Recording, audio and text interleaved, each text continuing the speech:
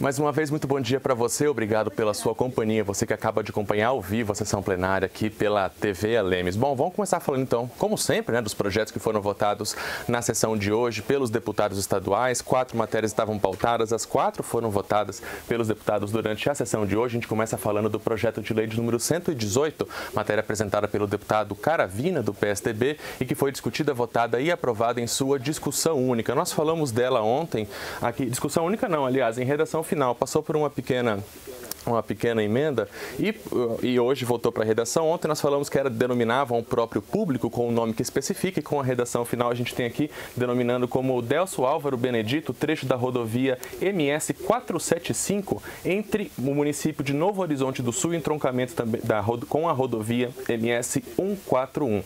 Agora, com a redação final aprovada, essa matéria vai para a sanção do governador Eduardo Riedel. O segundo item votado na sessão de hoje pelos deputados estaduais foi o projeto de lei de número 111, matéria discutida e votada e aprovada também em sua discussão única. O autor é o deputado Pedro Kemp, do PT, e que denomina próprio público estadual com o nome que indica. E como a gente também explicou ontem, com a aprovação desse projeto de lei na edição de hoje do Diário Oficial do Poder Legislativo, a ampla publicidade e transparência, qual bem público passa a ser homenageado com o nome de uma pessoa que impacta, que certamente deu uma contribuição para essa região. Vamos para o próximo item, também votado hoje, o terceiro item da pauta de hoje, durante a ordem do dia, projeto de lei de número 44, apresentado esse ano pelo deputado professor Rinaldo Modesto, do Podemos. Essa matéria foi discutida, votada e aprovada, na verdade, em sua segunda discussão, e que institui no calendário oficial de eventos aqui do nosso estado o Dia da Doula, no dia 18 de dezembro. Essa foi uma data indicada pela própria categoria, justifica o deputado professor Rinaldo no seu projeto de lei, inclusive a lei aprovada pela Assembleia Legislativa e que trata da garantia para que a doula esteja presente durante os partos que sejam realizados aqui no nosso estado. É uma figura de muita confiança para muitas mulheres na hora do parto. Justamente por isso, então, vem o deputado professor Rinaldo Modesto com o projeto de lei de número 44, propor a instituição, então, no dia 18 de dezembro, o Dia da Doula aqui no nosso estado. Inclusive, nossa equipe conversou com ele agora há pouco, Gustavo Fax, a gente tem a sonora dele, ele fez um rápido comentário sobre a aprovação desse projeto no dia de hoje. Cada vez mais as pessoas estão em busca de um parto humanizado. E esta profissional, ela tem cumprido um papel importante, até porque existem várias mulheres que têm aí as consequências de uma cirurgia, né? A incisão cirúrgica acaba trazendo algum tipo de malefício e tem aquelas que gostariam de optar pelo parto humanizado. E nós temos aqui vários profissionais que trabalham nesta área. Meu neto, por exemplo, nasceu, né? Com acompanhamento de uma doula, o neto aqui do deputado Paulo Corrêa, da mesma forma. Então, fomos demandados sobre a importância de criar essa lei, instituindo aqui no nosso estado o dia 18 de dezembro como o dia dessa profissional, e nós apresentamos e passou pela CCJ, pela comissão. Hoje vai a votação e eu acredito que é uma forma da gente estar divulgando para a sociedade a importância que tem esse profissional para ajudar a trazer a este mundo, né, as vidas sul-mato-grossenses. Pois é, essa matéria foi, como eu disse, aprovada hoje pelos deputados estaduais em segunda discussão. O quarto item votado hoje pelos parlamentares, vamos ver aqui na tela, foi o projeto de lei de número 6, apresentado no ano passado, em 2023, pelo deputado Pedro Kemp. Essa matéria foi discutida, votada e aprovada em sua primeira discussão. Esse projeto, na verdade, ele passou por mudanças ao longo de sua tramitação. Uma emenda substitutiva e integral foi apresentada no âmbito da Comissão de Constituição, Justiça e Redação, de acordo com a autora da emenda, que foi a deputada Mara Caseiro, presidente da CCJR. O novo texto permitiria a aprovação desse texto no âmbito da Assembleia Legislativa e conseguiria atender também aos anseios do deputado Pedro Kemp com relação ao acesso a produtos industrializados com ativos ou fitofármacos da cannabis sativas para tratamentos aqui em Mato Grosso do Sul. A gente vem vendo no Brasil muito esse assunto em alta, né? Estados também com legislações muito semelhantes. Esses produtos que serão fornecidos pelo Poder Executivo a partir de um protocolo clínico e diretrizes terapêuticas que deverão ser estabelecidas pela Secretaria de Estado de Saúde. E para falar sobre esse assunto aqui no Redação Final, a gente recebe no estúdio da TV Lemes o deputado Pedro Kemp, que foi o autor dessa proposta aqui. Deputado, muito bom dia para o senhor, obrigado pela participação ao vivo aqui com a gente na TV Lemes. Para quem precisa disso aqui, foi uma vitória hoje, né? Bom dia mais uma vez. Uma grande vitória, e eu quero dizer que finalmente nós conseguimos aprovar o projeto que estava tramitando aqui na Assembleia Legislativa há mais de um ano, praticamente 1 ano e meio.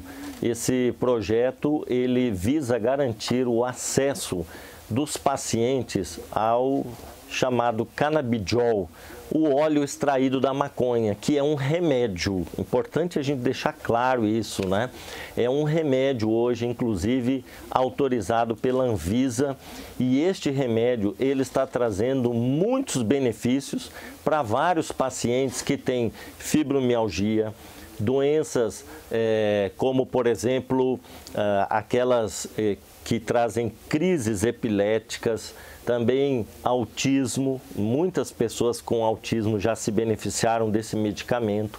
Aqueles que fazem tratamento de câncer, que tem vários sintomas, dores no corpo, né? E também outras doenças que já estão comprovadamente sendo diagnosticadas, ou melhor, que estão sendo indicadas para o tratamento com o canabidiol. Importante a gente dizer que o projeto aqui, ele sofreu alterações, emendas, justamente para quê? Para que haja o cuidado de que esse medicamento esteja na rede pública de forma gratuita, porém que obedeça um protocolo que vai ser estabelecido pela Secretaria de Saúde do Estado, né? E lembrando que esse medicamento vai ser dispensado com receita médica, né? Não é qualquer um que vai lá depois buscar, eu quero tomar esse óleo e sem qualquer prescrição ou sem qualquer indicativo, né, para aquela doença ou para aquele sintoma que a pessoa tenha. Mas é uma grande conquista, porque muitas pessoas já eram beneficiadas porque tinham condições financeiras de adquirir esse medicamento, né, que não é barato, né? Eu, por exemplo, tenho experiência na minha família de um sobrinho que nasceu com uma doença rara, que tinha dezenas de convulsões por dia, né? E o meu sobrinho, o pai dele, tinha condições de buscar esse medicamento até importando, né, de fora do país. Agora, pessoas que podem se beneficiar também e que não têm condições financeiras estariam sendo prejudicadas. Garantindo na rede pública, né, este medicamento, nós vamos dar o direito das pessoas se tratarem dessas enfermidades com acesso ao canabidiol, né? Então, foi uma grande conquista. Eu quero aqui agradecer os colegas deputados, né, pela aprovação do projeto. Ele ainda vai em segunda votação, né? Mas também por aqueles que trabalharam para a gente aperfeiçoar o texto original e garantir, assim, então, que ele seja aprovado e sancionado pelo governo do Estado. Então a gente pode ter, deputado, até num cenário breve, o projeto passando pelas comissões de mérito, passando pela segunda votação, redação final e sanção do governo, eventualmente a Casa da Saúde, por exemplo, né, poder fazer esse fornecimento aqui em Mato Grosso na prática. Mas um ponto que eu queria discutir com o senhor também é o seguinte: o senhor falou, outros parlamentares também falaram. O Brasil está passando por uma discussão em torno da maconha propriamente dita, né, inclusive com entendimentos recentes do Supremo Tribunal Federal, mas isso aqui não entra nesse debate, não é um debate totalmente distinto. Exatamente. É importante a gente fazer esse esclarecimento. Não se trata aqui de liberação da maconha. É importante lembrar que o óleo, ele é extraído da planta, né? Porém, não vai ter os efeitos, por exemplo, que alguém quando fuma um cigarro de maconha. Não tem nada a ver uma coisa com a outra, né? É um óleo extraído da planta e que vai trazer benefícios para pessoas que têm dores no corpo, que têm convulsões, que têm uma série de sintomas, né? Já cientificamente comprovado que pode beneficiar a essas pessoas. Então, a gente precisa fazer esse esclarecimento para que não haja preconceito, né, de que esse óleo tem alguma relação com os efeitos de quem fuma um cigarro, né, da cannabis sativa. Também eu quero deixar bem claro que é preciso ter critérios, né, para a dispensação desse remédio. Não é qualquer um que vai auto-administrar esse remédio achando que pode ser agora um benefício para toda e qualquer doença. Não, tem doenças específicas e tem critérios de como tomar este óleo, né? Qual é a dosagem, portanto, precisa de uma prescrição médica, né? Eu acho que nós aqui no Mato Grosso do Sul estamos acompanhando já alguns estados brasileiros que aprovaram leis semelhantes. O estado de São Paulo já aprovou essa lei, ela já foi regulamentada e o governo de lá já está comprando o medicamento, fazendo licitação para oferecer na rede pública.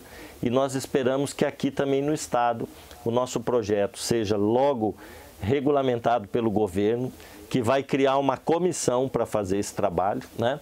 E depois a gente tem esse medicamento disponível de graça para quem dele necessitar.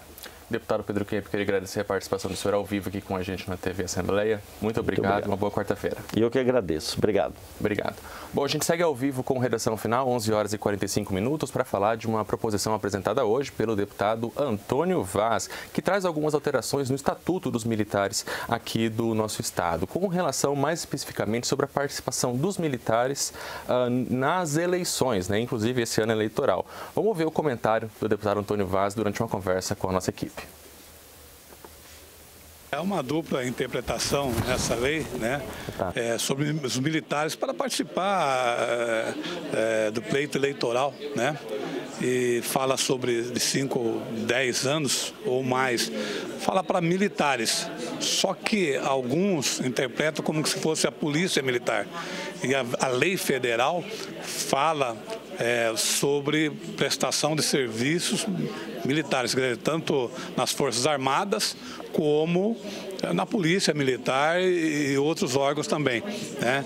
Então, essa lei visa fazer uma adequação aqui no nosso estado para que os militares que queiram participar de um pleito eleitoral, eles não venham a sofrer com essa dupla interpretação. Então, é apenas uma adequação para que nós possamos, né, ter militares, porque nós percebemos que os militares, eles são cumpridor de leis, né, e eles têm um autoconhecimento em vários assuntos da população e ajudam muito. E hoje há uma forte, né, ali pessoas que querem militares por causa disso, do respeito que a força militar tem, principalmente a polícia militar no nosso estado, que é uma das melhores do nosso país, né? Então, é apenas uma adequação para que esses militares possam exercer um pleito eleitoral aí, né, para poder ajudar a população sul-mato-grossense. Pois é, né? Hoje a legislação atual, ela indica o seguinte, que o militar, há a possibilidade de participação dele, né, se candidatar a um cargo eletivo, desde que ele conte com 5 ou mais anos de efetivo serviço na Polícia Militar. Isso é como existe hoje. O deputado Antônio Vaz, então, acrescenta, ou 10 anos ou mais de serviço militar prestado cumulativamente nas Forças Armadas ou em outras polícias militares. Projeto que começa a tramitar, projeto de lei complementar, que vai inicialmente para um período de pauta, depois para análise da Comissão de Constituição, Justiça e Redação.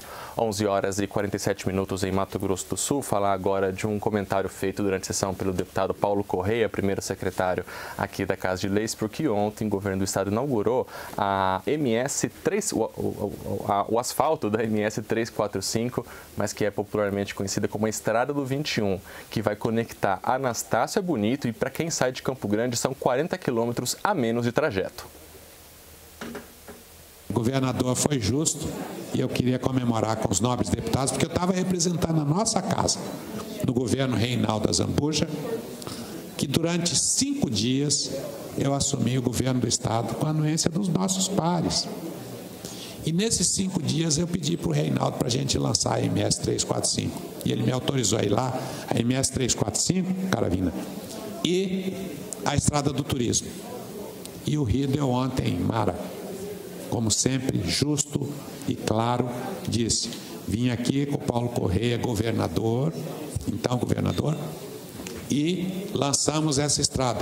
e o Paulo, eu era secretário de obras.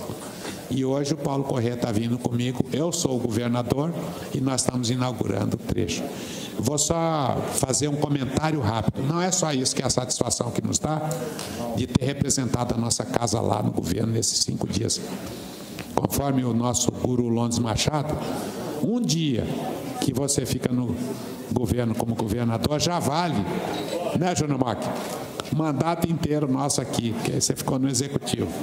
Mas a satisfação da gente participar de um governo municipalista que atende os anseios da população e aqui, senhor presidente, o senhor sabe que diminui 40 quilômetros para a gente ir para Bonito, se a gente for para o Anastácio. E, além disso, a estrada é muito mais livre, né? Então, você faz daqui Campo Grande Bonito hoje em 2h30, deputado Antônio Vaz. Quero registrar isso porque fiz isso ontem, né? E fiquei muito feliz. Inauguramos também a Estrada do Turismo, 10 quilômetros com ciclovia. Você passou lá na Secretaria de Infraestrutura na época, Eduardo Herredo era, né? Você estava com a gente nesse lançamento, Caravina. Então, e fomos na MS 382, e aí queria dizer, senhor presidente, liga Bonito a Baía das Garças, no Pantanal. Aí você vai para o Pantanal, ao lado direito você vai para o Rio Paraguai, ou você volta para a BR-267, que liga Jardim a Porto Murtinho. Então, queria dizer que foi muito interessante. A estrada está, assim, eu já vi bastante obra de estrada. Vou falar o nome da empresa porque a gente não conhece, né? Mas chama Via Magna. Senhor presidente, quantidade de obra é impressionante. Já está no quilômetro 60, a MS 382. O que é a MS 382? É a estrada que vai para as grutas, que nós conseguimos aprovar aqui, com o nosso trabalho, dessa casa também, e agradecer aos nobres pares. A Gruta Nossa Senhora Aparecida, que é a 3ª gruta de Bonito. Então, está sendo feito um trevo, está sendo feito na MS 382 e está descendo para a Baía das Garças, que leva lá ao Pantanal. A gente fica aguardando, né, também que esse acesso às grutas seja concluído quanto antes. 11h51 em Mato Grosso do Sul. Fala agora de uma proposição apresentada pelo deputado Júnior Mock. Na verdade, ele reiterou um pedido já feito no ano passado ao governo do estado e que pede informações ao Poder Executivo com relação ao grau de endividamento dos servidores públicos estaduais com empréstimos consignados. Para reiterar uma indicação que já fiz no ano passado, né, e até agora não recebi as informações. Indico à mesa diretora, na forma regimental, após ouvindo o colendo plenário, seja encaminhado expediente deste Poder Legislativo, reiterando ao excelentíssimo senhor secretário de Estado de Administração, Frederico Fellini, e ao excelentíssimo senhor diretor-presidente da Agência de Previdência do Estado de Mato Grosso do Sul, por cópias autônomas, reiterando indicações anteriores, a fim de solicitar um levantamento da dívida dos servidores públicos estaduais ativos e aposentados, apontando as seguintes informações. 1. Qual o montante do estoque da dívida com empréstimos consignados de servidores ativos e inativos? 2. Qual o montante numérico de empréstimos concedidos aos servidores públicos estaduais, ativos e inativos? 3. Quais as principais instituições financeiras que atuam na linha de crédito consignado para os servidores estaduais ativos e inativos? 4. Quais as taxas de juros praticadas pelas instituições financeiras credoras? 5. Que este levantamento compreenda a informação qualitativa e quantitativa de quanto destes servidores possui consignados acima do limite percentual estabelecido pela Lei Federal 10.820, de 17 de dezembro de 2003, que dispõe sobre a autorização para desconto de prestação em folha de pagamento. A presente indicação, senhor presidente, tem como objetivo principal buscar informações detalhadas sobre a dívida que possuem os servidores estaduais com instituições financeiras na modalidade de empréstimo, arrendamentos e financiamentos, na forma do que dispõe o parágrafo 1º do artigo 1 da Lei Federal 10.820 de 2003. 11h54, nosso assunto agora aqui no Redação Final é Pantanal Sul-Mato-Grossense. O primeiro a falar sobre esse assunto foi o deputado Pedro Kemp, que inclusive participou ao vivo agora há pouco aqui com a gente do nosso telejornal. O deputado Pedro Kemp, ao começar esse debate, comentou, aliás, pediu investigação das autoridades com relação ao início desse fogo que acabou se alastrando por boa parte do bioma.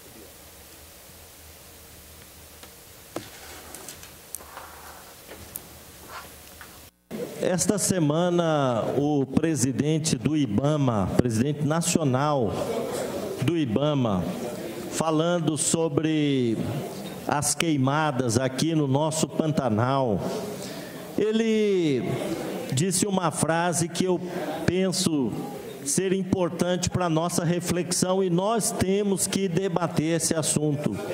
Ele disse o seguinte: ou esses focos de incêndio no Pantanal, eles acontecem por descuido ou eles são provocados. E muitas vezes são provocados criminosamente. E aqui eu faria a seguinte pergunta: quem está colocando fogo no Pantanal? Porque alguns ambientalistas dizem o seguinte: nos últimos 30, 60 dias, nós não tivemos raios na região.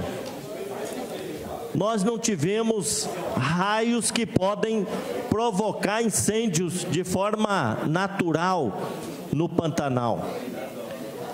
Ali nós temos um combustível esparramado naquela planície toda, em função da seca histórica que vem acontecendo na região.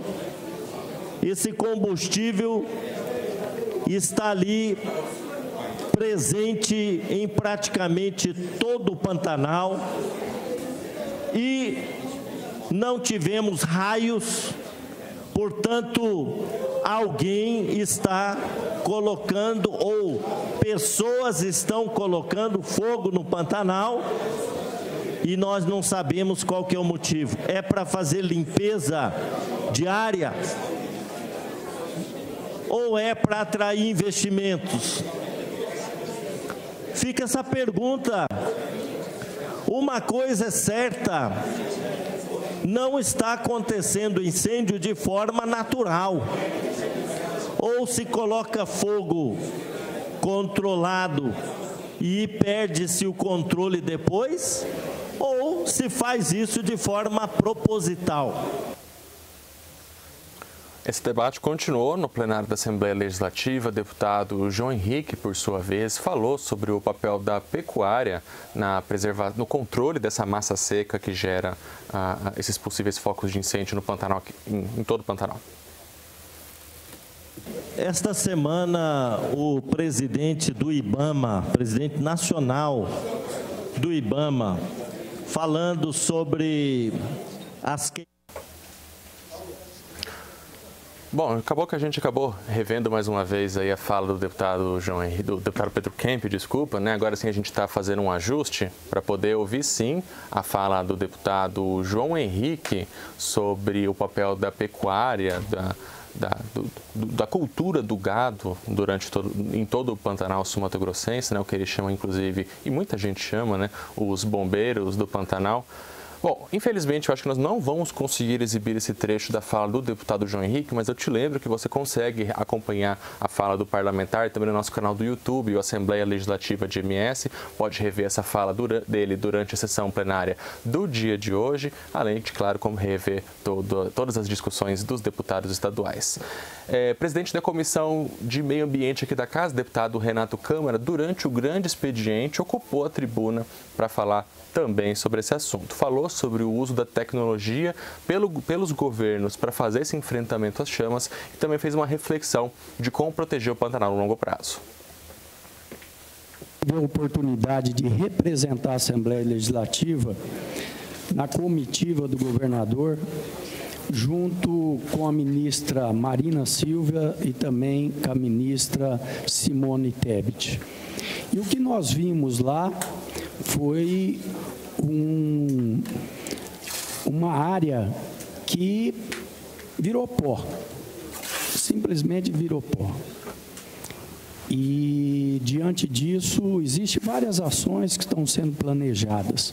Hoje, o Mato Grosso do Sul, ele está muito mais preparado com as novas tecnologias de satélite. Nós temos satélites da NASA, tem o Landscape, tem vários satélites que conseguem detectar o início das queimadas antes que vira um incêndio.